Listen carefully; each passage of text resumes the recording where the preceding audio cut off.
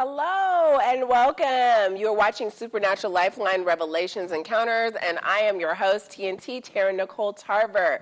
Today we are talking about financial restoration. Have you ever found yourself in a bind? Everything was going great, and then something happened in your life, and you're trying to figure out how to work your way back? Have you had it all and lost it all? Most millionaires have lost it all at least once, if not twice. That could be you. Whatever situation you found yourself in, financial wealth is a part of what God has for us. He says that God has given us the ability to gain wealth. We want to show you how to gain wealth, also how to restore yourself. If you feel like you have been in a real rut, or you've been in a kind of like a generational situation where you're constantly been in financial ruin, you do not have to remain there, because that's not God's plan for you. It's God's desire for you to prosper and be in good health, even as your soul prospers. So today we're going to help to restore your soul, and I have two amazing people here that I love so dearly. My first guest I'm going to introduce to you is Blessings Ikejemba. Blessing I've known for quite a few years, like 6 years. She came to me, she was my client initially. And it was really awesome because you've always talked about financial health, and you've done seminars. You're always motivating people, and it's been a great motivation to me just to have you. So we're going to use you to really talk about planning and why certain things you should have in place for your family. Yes. And then we have Chaplain Ivanka Farabee. Welcome back, Chaplain Ivanka. Oh, I'm so glad to be back. Thank you. Last time you were on, we talked about restoration, Beyond the Shackles, your ministry, yes, and your TV show that you have. Also, we talked about just restoring God's restoration in like a healing manner of your emotions. But today, just knowing you, we're going to talk about the financial restoration and being in a work environment, and what change looks like when you have to take a change when certain circumstances happen.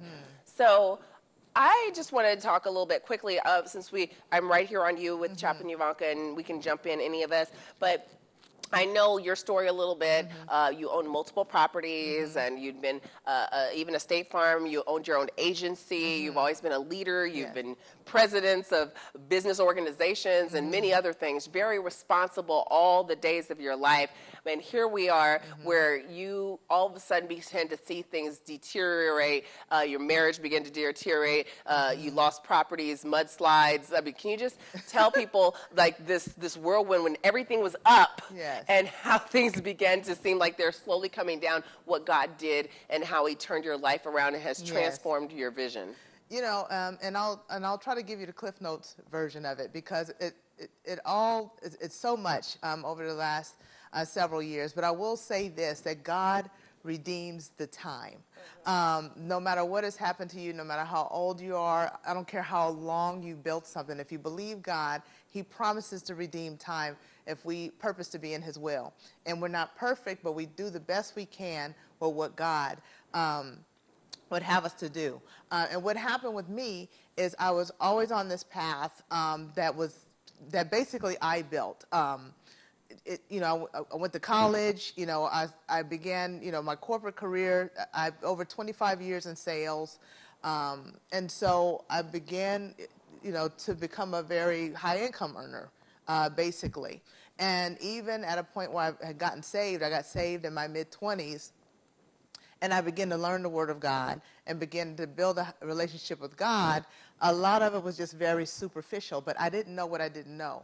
So what I had a practice of doing is I would get an idea, and then I would take it to God and ask him to bless it, which in itself is not bad, but in totality, really, the question is, God, what would you have me to do? And that really wasn't a question that I asked myself, because I just didn't understand to ask it. I figured if I got an idea, God must have gave it to me. So, and then I would just kind of run with it.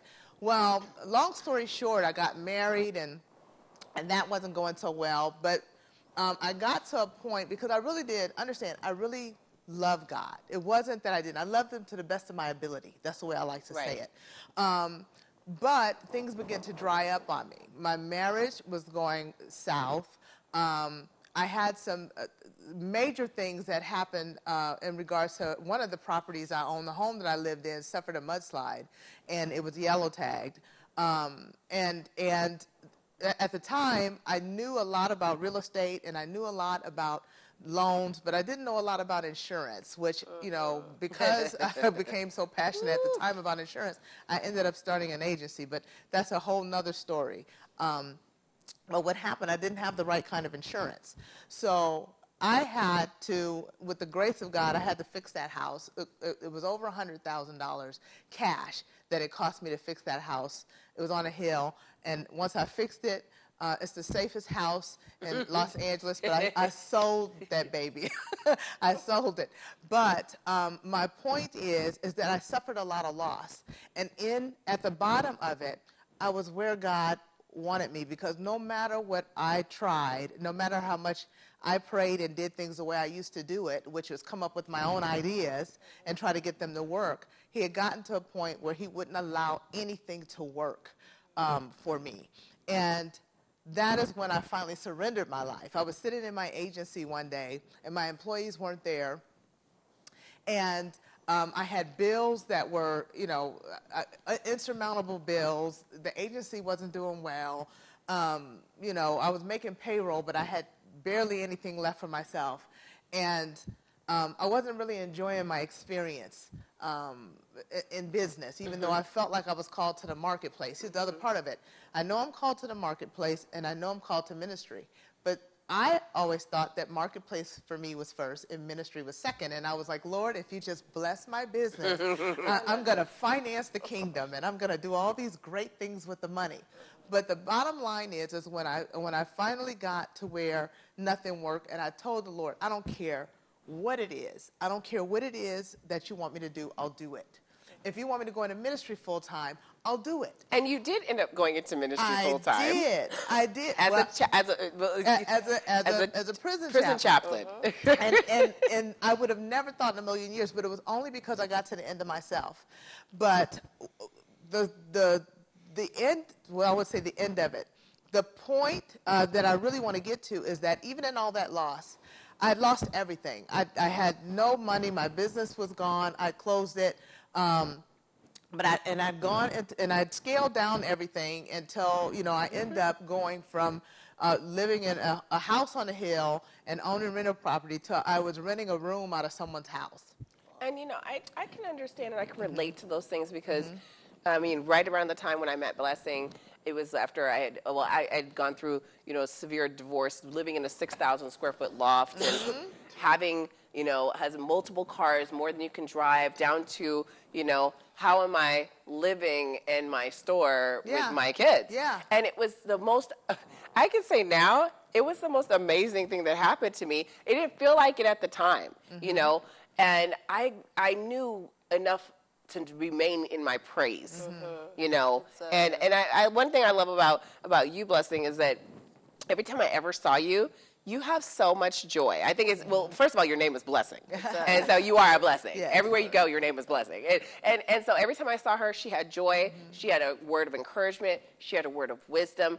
And it was like that praise was going to get us through. But I had to know her. I had been through so many things by this time that I knew that God was going to come through for me. If he came through for Abraham, Isaac, Jacob, David, my friend, he was going to come through again and again. And he was going to lead me. But when he's leading me and he led you, he then began to talk to us about even things like, one thing is I kept an insurance policy when I was living in that store.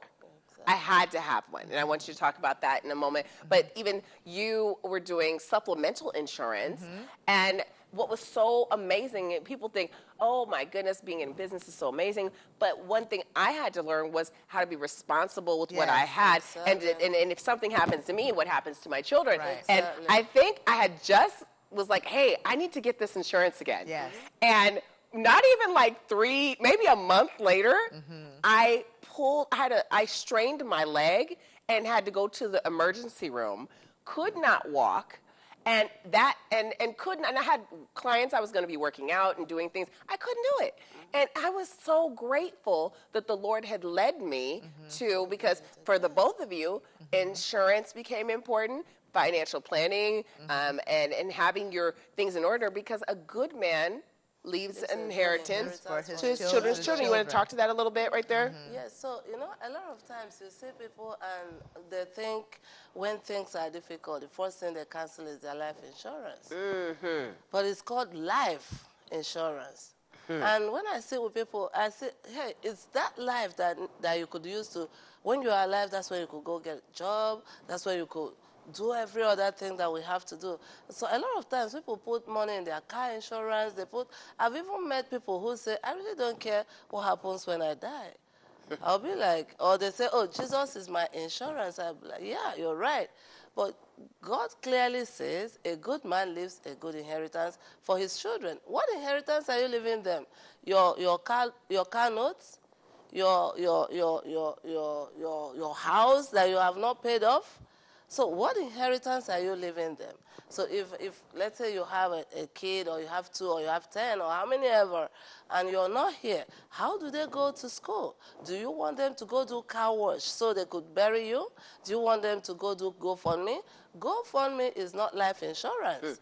It does not give you living benefits like what you got when you hurt yourself. That's called living benefits, because you could actually use your insurance when you're alive. I was so excited to tell you the truth because, I didn't really read all the paper. I really trusted her. I knew I needed it, but I called her right away. Like, okay, wait a minute, I need to file this thing. And she came over and we did it but I loved it because that supplemental insurance allowed me to receive finances within a matter of a week. They sent me finances, and then all the time I was off work, they covered me. Exactly. And so I was like, if you're a business owner, and your family is depending on you. Exactly. And so what's so funny is I started sending her clients left and right. I mean, every time I saw her, I was like, go call this one, go call that one, go call this one. Yeah. And they were actually purchasing. And matter of fact, she came into my office one day. One of my clients was sitting there and ended up getting the insurance because I was telling my personal testimony,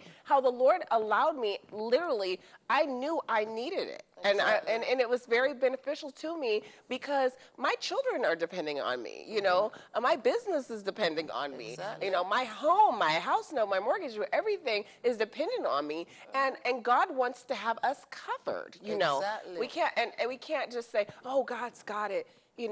So when someone starts financially planning and coming out of a restoration, the first thing they don't want to think about is having insurance. Like they want to cancel those things. But I knew at least I needed a term Exactly. policy. Something that is not It wasn't too expensive, expensive. but if I died, my Get- children exactly. cannot be left with a deficit. Yes, they need to go to the same school they're going already. They need to live in the same house, the same neighborhood that they used to. Because the other option would be for them to leave their home. Maybe you have a nice house. I was in your house the other day.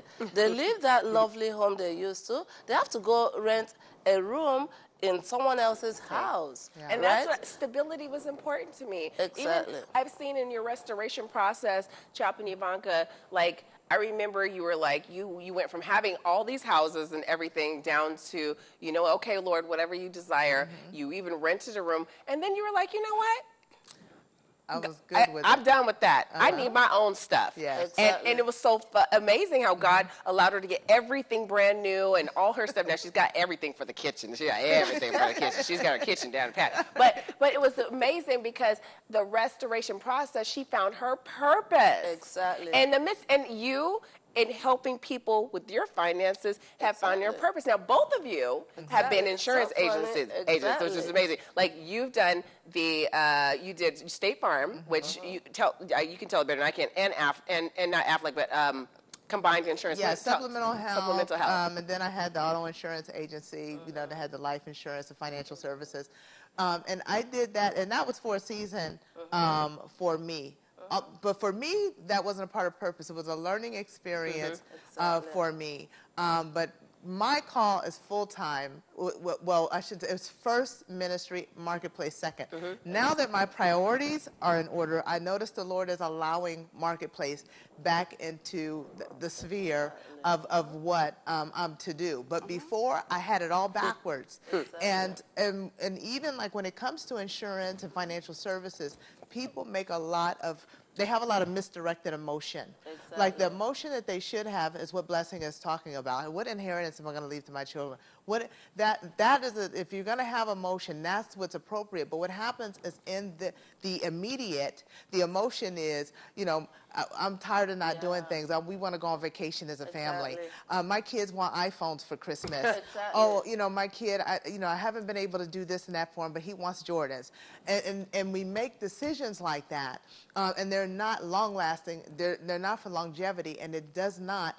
If you get sick or hurt or you can't work or God forbid something happens untimely to you, you leave. The emotion you should have is think about what will happen if you're taken out of the picture and your spouse and your kids or your kids are left and you're not there to pick the pieces up. And that brings us, a lot of times I tell people everything that happens in the physical is guided by the spiritual. Talk about that. A lot of times people think, oh, I'm just here because I'm here. No, you're not just here because you're here. Right. For example, if someone takes any decision whatsoever and they're just doing things in the physical realm, there's spiritual backing behind it. For instance, poverty is a mentality, it's a spiritual thing. Yeah. Sometimes you will see people's family, poverty just runs. They have no clue why. Right? They go to school, they do everything everybody does that should make them comfortable in life, but they're not. Right? And then people's mindset is people don't live by faith. They live a lot by sight. Yes. Right? So, I have to pay my bills, I need to buy this, I need to buy that. How about trusting God and really saying, hey, these are putting your priority right. I personally believe, and that's actually like the company I work with right now, we work together, my business, we believe in God first, family second, career third. Right. So, because everything is spiritual. Yeah. For instance, if let's say someone that has children, wife or husband or spouses, and they have all those things in place, and they haven't even thought, okay, why is it that in our family, no one has ever earned $1 million in a year. And because they haven't seen anybody earn it, guess what? It's not possible to them. That's where mindset comes in. That's where faith comes in. I was reading the book Outwitting the Devil by Napoleon Hills, and it's talking about faith being actually those things that are not there. But because you have definiteness of purpose, and you know this is what. A lot of times, I think some of us, when we die, God is really going to look at us and say, really? Is that all you actually were able to achieve on earth? Because he has all these huge things left for us. We go and imagine if God left you a huge mansion, but you just say, oh, Lord, can I just rent a room in this mansion? He's not going to force it down your throat. He will let you rent that room. What if we could open our spiritual eyes a little bit more and know that, yes, he says, eyes have not seen, ears have not heard. Neither has it even entered the hearts of man what God has kept for his people. So, The prophet Kim Clement used to say, the late prophet Kim Clement would say, see further, live longer. Like, if we can just begin to see spiritually that God has so much more for us. And people are really shocked when I say things like, God has given you the ability to gain wealth. Or expect, like they will fight you for those strongholds on their mind to keep that idea. And it's like, no. And I mean, Chaplain Ivanka will tell you, I'll say in a heartbeat, like, God has better for you, or there's a plan, or there's a way, or even who's connected to your atmosphere. Like, if I hang around with you guys, and we hang around in like a conference on health and wealth and prosperity for a week, we have changed. We've rubbed arms and shoulders with millions of people who actually have faith. And so it is contagious. But if he says, don't be in the council of ungodly or walk in and sit around them, because you will become like them. So we have to change our atmosphere. We have got to put more deposits in our spirit. We've got to get educated about what we can and cannot do. Look at what other cultures are doing. How come Asian cultures can come to this country.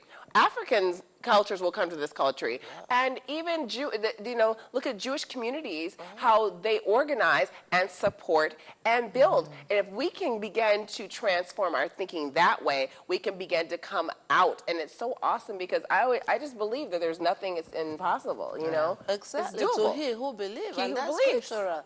Now, look at life insurance this way, right? Let's say, Taryn, you take a life insurance. A lot of people think death when they hear life insurance.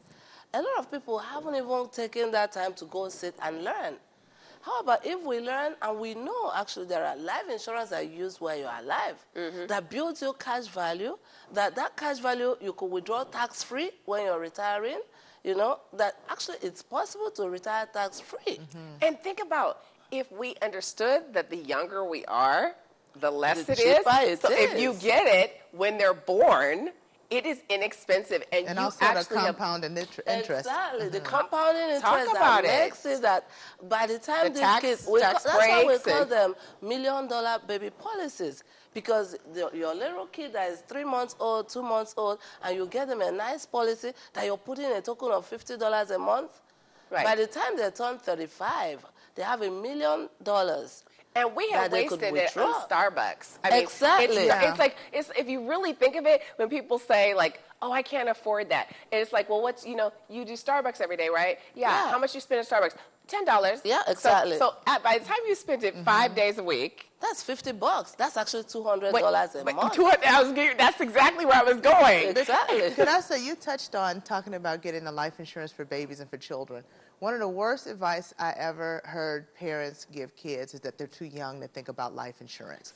When they're millennials and they're thinking about their future and how to set up. And some people think it's bad luck to get life insurance for your kids. If you get a permanent life insurance for your child, that is the best gift for the reasons that you're talking about leaving an inheritance for your children's children. Something like giving a policy to a baby, those are the best gifts that you can give to nieces and nephews and a lot of grandparents get it. A lot of my grandparents would buy those type of policies for their grandkids, but the parents never would sacrifice. And the thing is, if you don't have a grandparent that is there doing it, if you're a parent, that is something that you can do to set your child up for such a wonderful a start in terms of what you're positioning them for. Exactly. So when they're ready to go to college, right? The reason why you do not see lots of Jews, white people, I'm sorry to say, and some Asians, you don't see a lot of their names in student loan. Do you know why? Life insurance.